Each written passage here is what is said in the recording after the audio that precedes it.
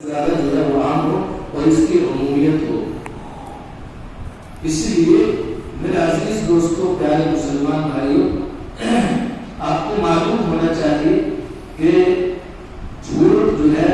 وہ لڑائی جھگڑے کا، فساد کا سبب بنتا ہے. جھوٹ جو ہے آپس کی محبتوں کو ختم کرتا ہے اور آپس میں نفرت، بغض، عداوت اور دشمنی کو جو ہے وہ پیدا کیا کرتا ہے. اسی لیے خود نبی علیہ السلام نے اس سلسلے میں سخت ممانعت کی کہ جھوٹ سے جو ہے پرہیز کیا جائے، اور حدیث پاک میں کہا کہ اپنی زبان کو قابو میں رکھو اور اپنی زبان کو جو ہے وہ کنٹرول میں رکھو. زبان سے کوئی ایسا لفظ جو ہے وہ نہ نکالو جو پکڑ کا جو ہے وہ سبب بن جائے. اب ہمارے ہاتھوں میں یہ موبائل، سیل فون ایسا آ گیا کہ اب تک تو صرف زبان سے ہی جھوٹ بول رہے تھے، اب جو ہے زبان سے بولنے کی ضرورت نہیں. ذرا سی واٹس ایپ، فیس بک، انسٹاگرام وغیرہ، اس کے علاوہ بہت ساری چیزیں ہیں جو آج کل ماشاءاللہ لوگ جو ہے وہ چلاتے ہیں موبائل کے ذریعے سے. اب اس میں کوئی چیز جو ہے آئی اور حالانکہ خود نہ تو پڑھے لکھے ہیں نہ علم سے زندگی وابستہ ہے، اور اس کو دیکھا بھی نہیں بلکہ جو ہے فوراً دوسری جگہ اس کو وائرل کر دیا. اب چاہے وہ حدیث، اس میں حدیث کا نام دے رکھا ہے، چاہے وہ غلط ہو، کسی نے ایسی جو ہے وہ لکھ دی ہو اور حدیث لکھ دیا ہو اس پہ، اب خود اس کو پتہ نہیں اور آگے کو اس کو کر دیا، تو یہ بھی بہت بڑا جھوٹ ہے. نبی علیہ السلام نے فرمایا کہ کوئی ایسی بات کہ جو آپ سے منقول نہ ہو اور اس چیز کو آپ کی طرف منسوخ کرنا، یہ بہت بڑا ظلم ہے. اور یہ شریعت کے ساتھ، اللہ کے نبی علیہ السلام کے ساتھ بہت بڑا دھوکہ ہے. یعنی جو اللہ کے نبی علیہ السلام نے کوئی بات اس طرح کی نہیں بتلائی اور وہ کسی نے ایک انجان، ایک بے پڑھے لکھے آدمی نے کوئی چیز لکھی اور اس کو حدیث لکھ دیا اور ہم نے بھی اس کو آگے کو وائرل کر دیا. اب ہم اس کے ہم بھی جو ہے سزا ہے، کیونکہ ہمیں اگر اس طرح کی کوئی چیز تھی پہلے اس بات کی تحقیق کرتے، اس کے سلسلے میں پوچھتے جو پڑھے لکھے لوگ ہیں، ان سے معلومات کرتے کہ یہ فلاں حدیث آئی ہے ہمارے پاس، یہ صحیح ہے یا نہیں ہے. اگر صحیح ہے تو ٹھیک ہے، آگے کو پہنچا دو. صحیح نہیں ہے تو فوراً جو ہے اس کو ختم کر دو، اس کو روک دو، اور جہاں سے آئی ہے اس کو بھی اس بات سے واقف کرو. بھائی فلاں چیز آپ نے بھیجی تھی، اس طریقے سے غلط چیزیں جو ہے نہ بھیجو. اگر صحیح چیز مستند کسی عالم کی یا مستند کسی اکابر کی لکھی ہوئی ہے یا کوئی حدیث ہے جو باقاعدہ ٹھیک ہے، صحیح ہے اور صحیح اس کو علماء نے کہا ہے، تو پھر اس کو آگے کو بھیجنا چاہیے. تو اس لیے کہنے کا مقصد یہ ہے کہ جھوٹ کے ذریعے سے بڑی بڑی عیاری اور مکاریاں اور عیاشیاں جو ہے وہ ہو رہی ہیں، اور دشمنان اسلام کا جو ان کا مقصد ہے وہ اپنے مقصد میں جو ہے وہ کامیاب ہو رہے ہیں. وہ یہی چاہتے ہیں کہ کوئی بھی ایسی چیز جو ہے مسلمانوں میں جو ہے عام کر دی جائے اور جھوٹ کو اتنا فروغ دیا جائے کہ لوگ جو ہے جھوٹی باتوں کو ہی سچا سمجھنے لگے. تو آج ایسا ہی ماحول بنا ہوا ہے اور ایسی ہی ایک فضا بنی ہوئی ہے کہ خوب جھوٹ بولا جا رہا ہے، خوب جھوٹی باتیں ادھر سے ادھر جو ہے کہی جا رہی ہیں، کیونکہ اللہ اور اللہ کے نبی علیہ السلام اور صحابہ اس سے ہٹ کر دنیا میں جانے کتنے فرقے باطلہ ہیں جو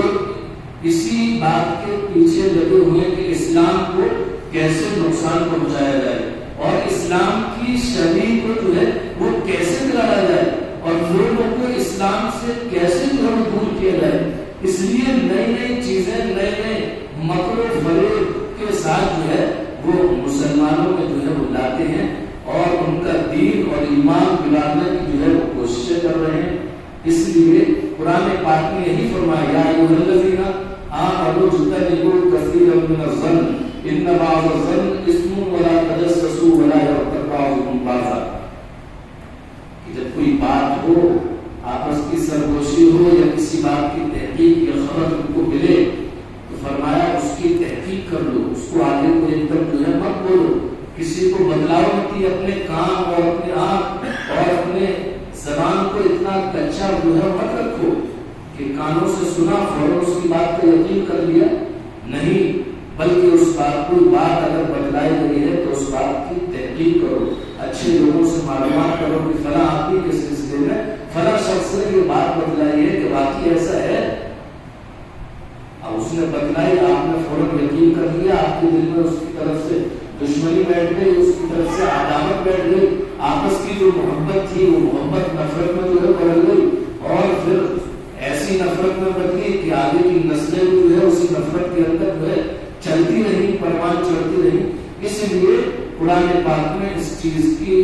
بتلایا کہ نہیں، کوئی بات بتلائی جائے اس بات سے آگاہ کیا تو آگے اس کی تحقیق کرو، اس کو جان لو، اس کو پرکھ لو، اس کو پوچھ لو، نیک اور سچے لوگوں سے معلومات کرو کہ واقعی بات یہ ہے یا نہیں ہے۔ اسی لیے کسی بات کو سننا اور سن کر دوسروں کو بتلانا یہ غیبت ہے، یہ بہت بڑا بہتان ہے،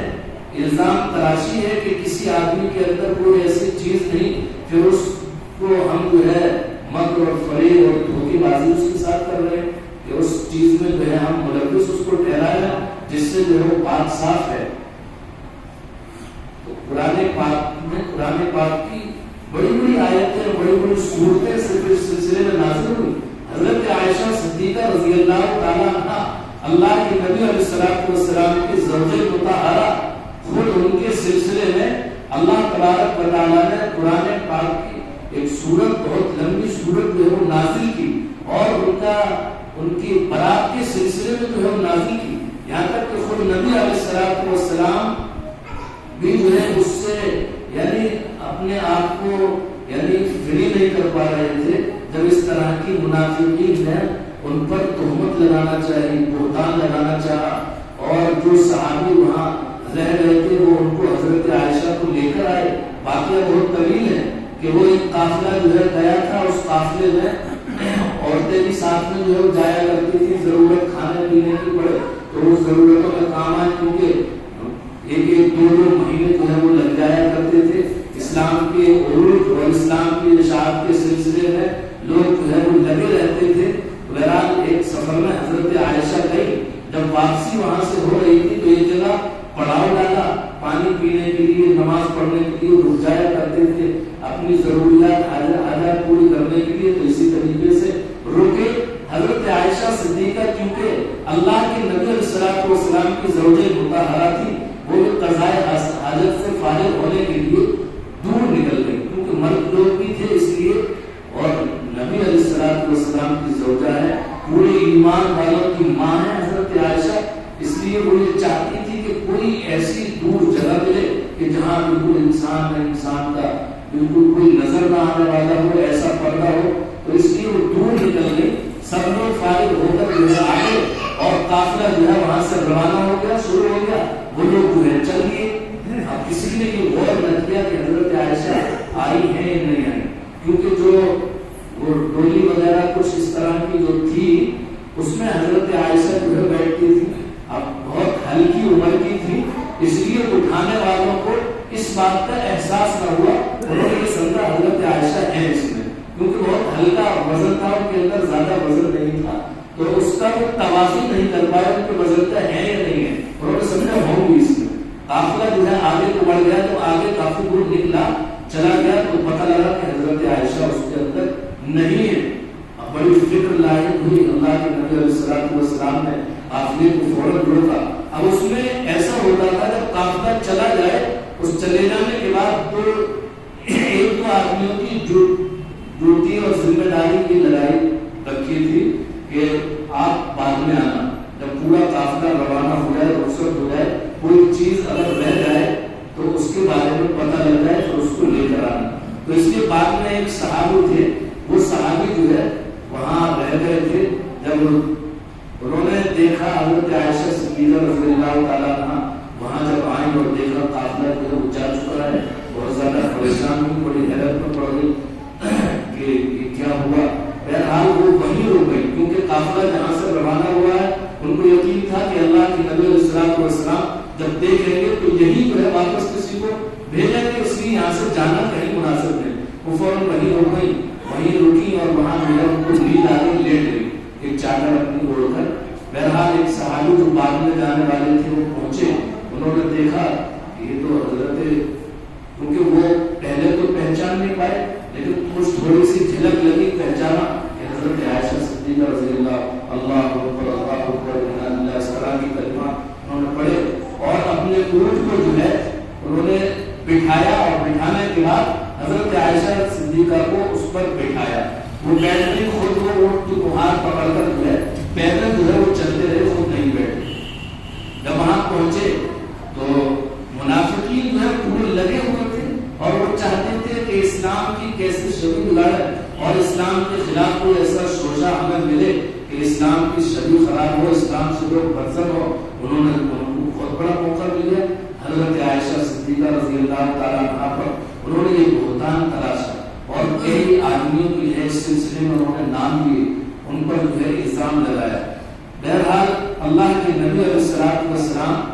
وہاں پہنچے، پہنچنے کے بعد آپ پر بڑا صدمہ تھا، بہت زیادہ غم میں مبتلا تھی۔ ادھر حضرت عائشہ صدیقہ رضی اللہ تعالیٰ عنہ کو محسوس ہو گیا کہ اللہ کے نبی علیہ الصلوۃ والسلام ناراض ہیں، اور ادھر وہ بہت زیادہ پریشان، رو رو کر جو ہے برا حال ہے۔ حضرت عائشہ نے کہا میں اجازت چاہتی ہوں کہ مجھے میرے گھر پہنچا دیا جائے، مجھے اجازت دے دیں۔ بہرحال اللہ کے نبی علیہ الصلوۃ والسلام نے اجازت دی، آپ اپنے گھر پہنچ گئی۔ گھر جا کر حضرت ابو بکر صدیق رضی اللہ تعالیٰ ان کی ماں بہت زیادہ رو رہی ہیں، اور بس اللہ کی طرف سے یہی انتظار تھا کہ کوئی پیغام جو ہے آئے جس سے یہ برات کے سلسلے میں کوئی صورت آیت نازل ہو، اور یہ جو ہے منافقین نے جو بہتان اس طرح کا تراشا ہے یہ جو ہے کیسے ختم ہو۔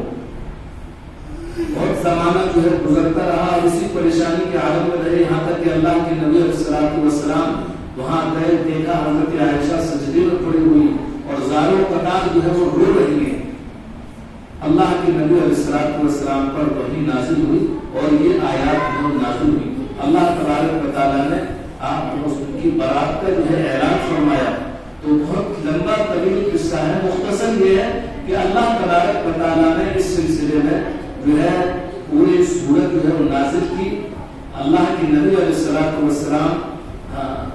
حضرت عائشہ کی ماں کہنے لگی کہ اللہ کے نبی علیہ الصلوۃ والسلام کا شکر ادا کرو، فرمایا کہ نہیں، اس ذات کا شکر ادا کرو گی کہ جس نے جو ہے یہ کلام پاک نازل کیا اور یہ برات جو ہے میرے سلسلے میں نازل فرمائی۔ تو بہت سمجھدار خاتون تھی، پوری امت کی ماں تھی، حافظہ تھی، عالمہ تھی حضرت عائشہ صدیقہ رضی اللہ تعالیٰ عنہ، اور اللہ کے نبی علیہ الصلوۃ والسلام کے پردہ فرما جانے کے بعد علم کا جو ذخیرہ تھا وہ حضرت عائشہ صدیقہ رضی اللہ تعالیٰ عنہ کے پاس ہی تھا،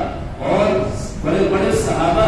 بڑے بڑے کبار صحابہ نے جب کسی مسئلے میں پھنس جاتے تھے تو حضرت عائشہ صدیقہ رضی اللہ تعالیٰ عنہ سے انا سے ہی رجوع فرمایا کرتے تھے، اس مسئلے کے بارے میں پردے کے ساتھ پوچھا کرتے تھے کہ اللہ کے نبی علیہ الصلوۃ والسلام کا اس سلسلے میں کیا معمول تھا۔ تو اس لیے عزیز دوستوں، پیارے مسلمان بھائیوں، کہنے کا مقصد یہ ہے کہ یہ جھوٹ جو ہے بولنا اور جھوٹ کو عام کرنا، جھوٹ کو پھیلانا یا کسی بات کو سننا اور سن کر جو ہے فوراً جو ہے ادھر ادھر کر دینا، یہ نہایت غلط ہے۔ اس سے جو ہے ہمیں بچنا چاہیے، اس سے معاشرے میں جلال فساد ہو جاتا ہے، بڑی بڑی لڑائیاں جو ہے وہ جنگ لے دیتی ہیں اور بڑی بڑی خون ریزیاں آپس میں ہو جاتی ہیں اور پورا معاشرہ جو ہے جلال اور فساد کا سبب بن جاتا ہے۔ اس لیے ہمیشہ سچ بولو، سچ میں ہی نجات ہے، یہی قرآن کا، اسلام کا اور شریعت کا پیغام ہے کہ سچ میں نجات ہے اور سچ ہی نجات کا ذریعہ ہے۔ آج اس طرح کے لوگ دنیا میں موجود ہیں کہ جو کہتے ہیں کہ بغیر یعنی جھوٹ بولے زندگی گزارنا ہی مشکل ہے، بغیر جھوٹ کے جو ہے ہم اپنا کاروبار نہیں کر سکتے۔ تو یہ نہایت غلط عقیدہ ہے، یہ ان کی سوچ ہے۔ دنیا میں بہت سارے ایسے لوگ، ایسے نیک صالح گزرے کہ ان کی زندگی، ان کا بزنس، ان کا کام، ان کا کاروبار سچ ہی پر تھا، اور اللہ تبارک و تعالیٰ نے ایسی برکتیں عطا فرمائی کہ یعنی بہت بڑی کامیابی اللہ تبارک و تعالیٰ نے ان کو دی۔ خود نبی علیہ الصلوۃ والسلام سے حضرت خدیجہ رضی اللہ تعالیٰ عنہ نے نکاح کیا، اس نکاح کی بنیاد وہ تجارت بنی کہ وہ پہلے ان کا سامان تجارت، حضرت خدیجہ بہت مالدار خاتون تھی، وہ ان کے سامان کو اللہ کے نبی علیہ السلام لے جاتے، بیچا کرتے۔ حضرت خدیجہ نے دیکھا کہ بہت شریف نوجوان آدمی ہے اور نیک خصلت والا ہے، کہ پہلے جتنا فائدہ ہوتا تھا اس سے کہیں زیادہ فائدہ تجارت میں ہوا، تو یہ بنیاد بنی، انہوں نے پیغام بھیجا نکاح کا اللہ کے نبی علیہ السلام کے سلسلے میں۔ تو یہ خصلتیں تھی، اللہ تبارک و تعالیٰ نے ان نیک اور ایسے پاکباز لوگوں کے دل و دماغ میں یہ چیزیں رکھی تھی کہ نکاح کی بنیاد بھی جو ہے وہ نیکی پر ہوا کرتی تھی۔ لیکن آج ہمارے نکاح کی بنیاد جو ہے وہ مال پر ہوتی ہے، خوبصورتی پر ہوتی ہے۔ خوبصورت چاہے ہو نہ ہو، خوبصورتی ہو، مال ہو، اور یہی وجہ ہے کہ پھر دنیا بھر کی لڑائی میں جنگ ہوتی ہے۔ اس لیے سب سے پہلے